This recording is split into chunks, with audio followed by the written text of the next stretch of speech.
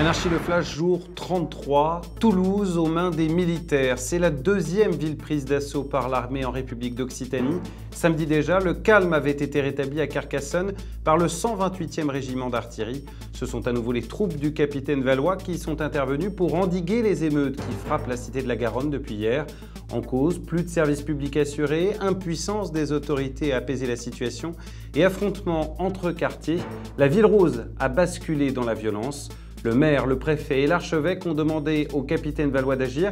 L'officier a donc fait rentrer ses blindés dans Toulouse et a déclaré « La crise qui bouleverse la France est la conséquence d'une longue décadence. L'anarchie est une chance pour la France, celle de revenir à des valeurs naturelles. » En conclusion, le capitaine Valois a lancé un appel au colonel Atlas en Normandie, lui proposant de prendre la direction d'un comité de salut national. 2 gendarmes tués, une femme violée, des camions pillés. C'est le bilan terrible des attaques perpétrées par un gang très violent à proximité d'Évreux dans l'Eure. Ces bandits de grand chemin, version 21e siècle, se sont proclamés les seigneurs de la 13 en référence à l'autoroute qui relie Paris à Rouen. Le gang comprendrait une vingtaine d'individus, dont quelques mineurs. Armés de fusils de chasse et de fusils d'assaut, ils font régner la terreur dans la région depuis ce week-end.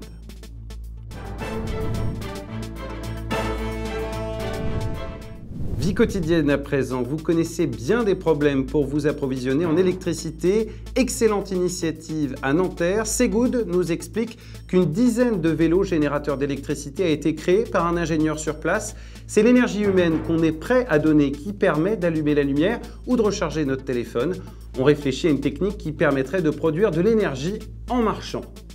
En Auvergne, Marc décrit lui l'utilisation de générateurs hydrauliques. Il dit aussi que certains éleveurs ont réaménagé des granges pour y faire dormir les bêtes et profiter de la chaleur animale comme autrefois.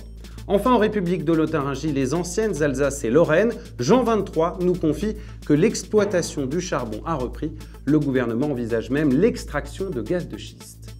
Merci d'avoir suivi ce flash. L'actualité continue sur anarchie.fr.